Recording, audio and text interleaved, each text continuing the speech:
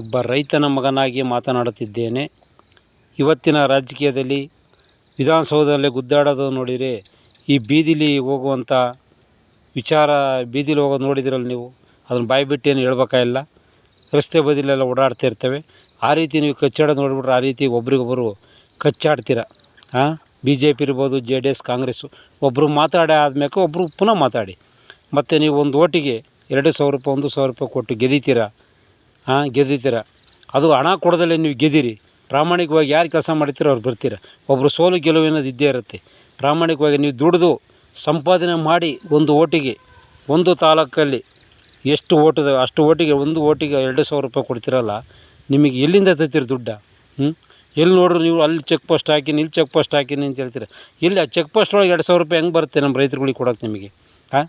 ಇವತ್ತು ನಿಮ್ಮ ಹತ್ರ 2,000 ರೂಪಾಯಿ ನಾವು ದುಡ್ಡಿಸ್ಕೊಂಡು ಒಂದು ಎಲ್ಲಿ ಹೋದ್ರೂ ನಾವು ಮಾತಾಡೋಂಥ ನೈತಿಕತೆ ನಮಗಿರಲ್ವಲ್ಲ.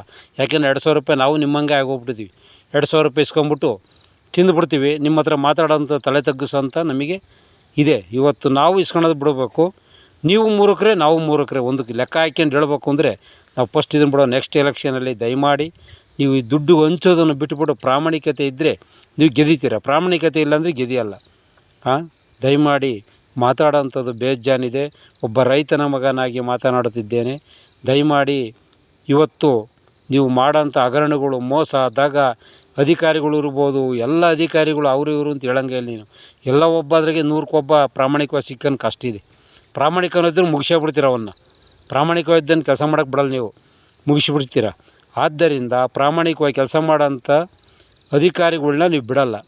ಲಂಚ ಇವತ್ತು ಒಬ್ಬ ರೈತ ಏನು ಮಳೆ ಬೆಳೆ ಇಲ್ಲದಲ್ಲೇ ನರಳೆ ಸಾಯ್ತೇನೆ. ಅಂಥದ್ರಲ್ಲಿ ನಿಮ್ಮ ವಿಧಾನಸೌಧನ ಗುದ್ದಾಡೋದು ನೋಡಿಬಿಟ್ರೆ ಆಶ್ಚರ್ಯ ಆಗುತ್ತೆ. ಒಬ್ಬರು ಯಾರೇ ಒಬ್ಬ MLA ಶಾಸಕ ಬಂದರೆ ಅಣ್ಣವ್ರು ಅಂತೀರ. ಯಾರು ಅಣ್ಣಾರು ಮಾಡ್ತಾರೆ? ಅಣ್ಣಾರು ಮಾಡ್ತಾರೆ ಯಾರು? ಅದನ್ನು ಫಸ್ಟು ಹೇಳಿ. ಅಣ್ಣಾರು ಮಾಡ್ತಾರೆ ಯಾರು? ಜಾಗ ಬಿಡಿ ಅಂತೆ. ಏನು ಅಣ್ಣಾರು? ನಾವು ಉದ್ರೆ ನೀವು, ನಾವು ಉಲ್ದಲ್ಲೇ ನೀವು ಹೆಂಗೆ ಹೋಗ್ತೀರಾ? ಪ್ರಜೆಗಳಿದ್ರೆ ನೀವು, ಪ್ರಜೆಗಳೇ ಇಲ್ಲ ಅಂದರೆ ನೀವೇನು ಆಡಳಿತ ಮಾಡ್ತೀರಾ? ಎಲ್ಲಿಗಾರು ಒಂದು ಫಂಕ್ಷನ್ ನಡೆಸ್ತೀರ, ಒಬ್ಬನಿಗೆ 300 ರೂಪಾಯಿ ಕೊಡ್ತೀರ. ಎಲ್ಲರೂ ಒಂದು ಸಭೆ ಸೇರಿಸ್ತಾರೆ, ಒಬ್ಬನಿಗೆ 300 ರೂಪಾಯಿ ಕೊಟ್ಟು ಕರ್ಸ್ಕೊಂತೀರ. ನಮ್ಮ ಜನ ಅಂತವ್ರು 300 ರೂಪಾಯಿ ಇಸ್ಕೊಂಡು ಹೋಗ್ತಿರಲ್ಲ, ಅವ್ರಿಗೆ ನಾಚಿಕೆ ಆಗಲ್ವೇ? 300 ರೂಪಾಯಿ ದುಡ್ಡು ಇಸ್ಕೊಂಡು ಅವ್ರು ಹಿಂದ್ಗುಟ್ಟೆ ಹೋಗ್ತಿರಲ್ಲ, ಆ 300 ರೂಪಾಯಲ್ಲಿ ನೀವು ಜೀವನ ಮಾಡ್ತೀರಾ? ನಾಚಿಕೆ ಆಗ್ಬೇಕು ನಮ್ಮ ಹುಡುಗಿ. ದಯಮಾಡಿ ಇದನ್ನು ಬಿಟ್ಬಿಟ್ಟು ಪ್ರಾಮಾಣಿಕವಾಗಿ ಕೆಲಸ ಮಾಡಿ. ನಿಮಗೆ ತಿಂಗಳಿಗೆ ಏನೂ ಇಲ್ಲ ಅಂದರೆ 1 ಲಕ್ಷ ರೂಪಾಯಿ ಸಂಬಳ ಇರುತ್ತೆ. ನಮ್ಮಂಗೆ ನೀವು ಸಂಬಳ ತಗೊಂಡು ಪುಕ್ಷಾಟೆ ಮಾಡಲ್ಲ, ಸಂಬಳ ತಗೊಂತೀರ.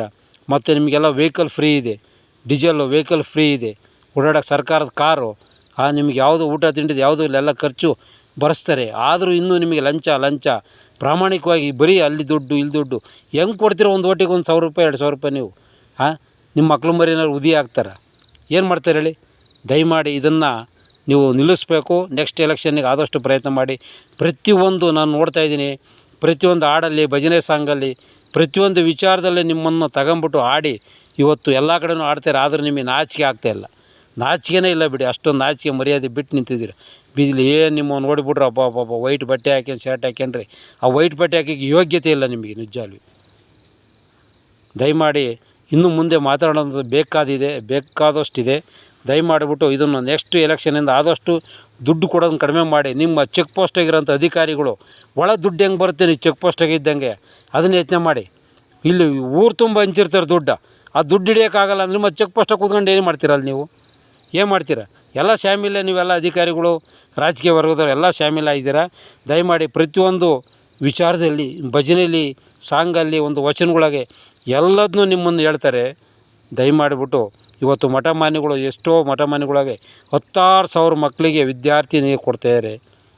ಬಡ ವಿದ್ಯಾರ್ಥಿಗಳಿಗೆ ಮಠಮಾನ್ಯಗಳು 16,000 ವಿದ್ಯಾಭ್ಯಾಸ ಕೊಡ್ತಾಯಿದ್ದಾರೆ.